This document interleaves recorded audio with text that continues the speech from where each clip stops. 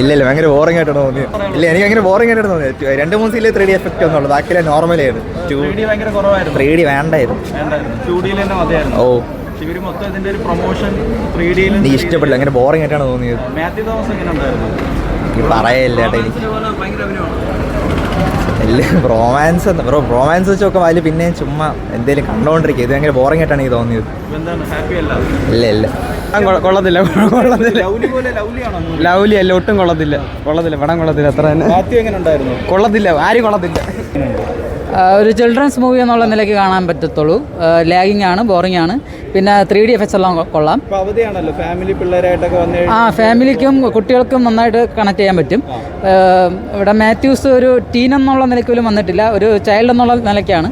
ഒരു ചൈൽഡിനൊരു ഈച്ചയോട് തോന്നുന്ന മെൻറ്റാലിറ്റിയാണ്. നമ്മുടെ പഴയ ഈച്ചയുടെ ഒരു 7 ഇലത്തോലും വരാത്ത ഒരു പെർഫോമൻസ് എടുക്കാനാണോ ശ്രമിച്ചത് ഈ പടത്തിന്റെ ആൾക്കാർ? ഇല്ല, അതൊരു വില്ലനും ഈച്ചയായിട്ടാണല്ലോ, ഇത് ഒരു ഹീറോ ഈച്ചയായിട്ടാണ്. അപ്പം അതിൽ വരുന്ന ഒരു ത്രില്ലിംഗ് എലമെന്റ്സ് ഒന്നും ഇതിൽ വരത്തില്ല. ഇവരുടെ ഒരു ബോണ്ടിങ് ഒക്കെ നമുക്ക് പ്രേക്ഷകർക്ക് കണക്ട് ആവുന്നുണ്ടോ? ഇവരുടെ ബോണ്ടിങ് കാണിക്കാൻ വേണ്ടി കുറച്ച് ഗ്രാഫിക്സ് ഒക്കെ എടുത്ത് വെച്ചിട്ടുണ്ടെന്നുള്ളതല്ലാതെ അത്രയ്ക്ക് വർക്കൗട്ടായിട്ടില്ല. ഈച്ചയ്ക്ക് ഈ ഇയാളെ ഇടിക്കാണ് മൊമെൻ്റ് ഒക്കെ പറഞ്ഞു കൊടുക്കാനല്ലാതെ ഈച്ചയ്ക്ക് പ്രത്യേകിച്ച് ഇതിലൊന്നും ചെയ്യാനില്ല. മറ്റേ പടത്തിലാണെങ്കിൽ ഈച്ച കത്തിയെടുത്ത് മാറ്റുന്നു, അങ്ങനെ കുറേ ഗ്രാഫിക്സ് സീനൊക്കെ ഉണ്ട്. പക്ഷേ ഇതിൽ അങ്ങനെ ഒന്നുമില്ല, ബോറിംഗ് ആണ്, ലാഗിങ് ആണ്. സോങ്സും എടുത്ത് സൗണ്ടും ഗ്രാഫിക്സും 3D ഒക്കെ കൊള്ളാം. പക്ഷേ ഈ സോങ്ങൊന്നും അങ്ങനെ മനസ്സിൽ തങ്ങി നിൽക്കണ ഒരു സോങ്ങൊന്നുമില്ല. പിന്നെ സിനിമ ഓവറോൾ എന്താണ്, ഒരു ലാഗ് പടം, ഒരു ഗ്ലൂമി ആയിട്ടുള്ള ഒരു സിനിമ പോലെ തോന്നും. കുട്ടികൾക്ക് റെക്കമെൻഡ് ചെയ്യും. കുട്ടികൾക്ക് കാരണം ഇതിൽ മാത്യൂസ് ഒരു ചൈൽഡായിട്ട് കൺസിഡർ ചെയ്യാൻ പറ്റുന്ന ഒരു റോളാണ് ചെയ്തിട്ടുള്ളത്. അപ്പോൾ കുട്ടികൾക്ക് നന്നായിട്ട് കണക്ട് ചെയ്യാവും. ഇല്ല, എനിക്ക് വർക്കായില്ല, ഒട്ടും വർക്കായില്ല സിനിമ. ഫസ്റ്റ് ഓഫ് ഓൾ ഇത് 3D ആണെന്ന് പറഞ്ഞിട്ട് 3Dയുടെ യാതൊരു നമ്മൾ തുടക്കത്തിൽ കാണിക്കുന്ന ഗുഡ്ക പാൻ മസാല ആഡില്ലേ, അത് മാത്രമേ ഉണ്ടായിരുന്നു പ്രോപ്പർ 3D. അത് കഴിഞ്ഞിട്ട് 3D VFX ഇതെല്ലാം ഭയങ്കര ടെറിബിളായിരുന്നു. പിന്നെ സിനിമയുടെ സ്ക്രിപ്റ്റാണ് മെയിനായിട്ട് വില്ലനായിട്ട് വന്ന് എന്ന് എനിക്ക് തോന്നുന്നു. ഫസ്റ്റ് ഹാഫ് വളരെ കുഴപ്പമില്ല, നല്ലൊരു പ്ലോട്ടായിരുന്നു. പക്ഷേ അത് എങ്ങനെ കൊണ്ടുപോകണമെന്ന് അവർക്ക് അറിയില്ല, എങ്ങനെ അവസാനിപ്പിക്കണമെന്ന് അറിയില്ല. വെറുതെ ഒരു ഈച്ചയെ കൊണ്ടുവന്നേ ഉള്ളൂ. പിന്നെ മാത്യൂസ് നന്നായിട്ട് ചെയ്തിട്ടുണ്ട്. ഇപ്പോൾ ഈഗ സിനിമയിൽ അന്ന് അഭിനയിക്കുമ്പോഴത്തേക്കും സുദീപ് പറഞ്ഞിട്ടുണ്ട്, നമ്മളിങ്ങനെ ഈച്ച ഉണ്ടെന്നുള്ളൊരു സങ്കല്പിച്ചിട്ട് ഇങ്ങനെ അഭിനയിക്കണം. ആ കാര്യങ്ങളെല്ലാം നന്നായിട്ട് വന്നിട്ടുണ്ട്. കാരണം ഇതൊരു സാങ്കല്പികമാണ് എന്നുള്ള ഒരു ഇത് വെച്ചിട്ടാണ് നമ്മൾ പ്രേക്ഷകർക്ക് ഫീൽ ചെയ്യിപ്പിക്കണം. ഞാനൊരു ഈച്ചയായിട്ടാണ് സംസാരിക്കുന്നത്. അത് ഇച്ചിരി ബുദ്ധിമുട്ടുള്ള കാര്യമാണ്. അത് സ്ക്രിപ്റ്റ് വെറുതെ ഇത് 3D ആയിട്ട് കൺവേർട്ട് ചെയ്യേണ്ട കാര്യമൊന്നുമില്ലായിരുന്നു. 2D ആയിട്ട് തന്നെ മര്യാദയ്ക്ക് 3D ഇല്ല. നമ്മൾ ഗ്ലാസ് വയ്ക്കുമ്പോഴത്തേക്കും കറക്റ്റ് ഒരു 2Dയുടെ ഒരു ഇത് എഫക്റ്റ് മാത്രമേ വരുന്നുള്ളൂ.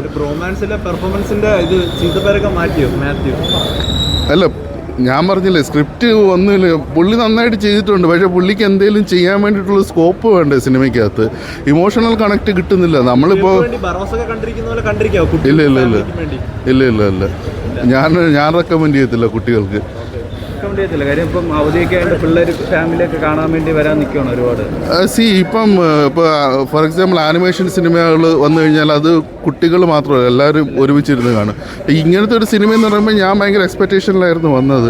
പക്ഷേ അത് ഭയങ്കര ഒരു എന്നെ സംബന്ധിച്ചിട്ട് ഒട്ടും എനിക്ക് എൻ്റെ പേഴ്സണൽ ഒരു എക്സ്പീരിയൻസ് ആണ്, ഒട്ടും വർക്കായില്ല.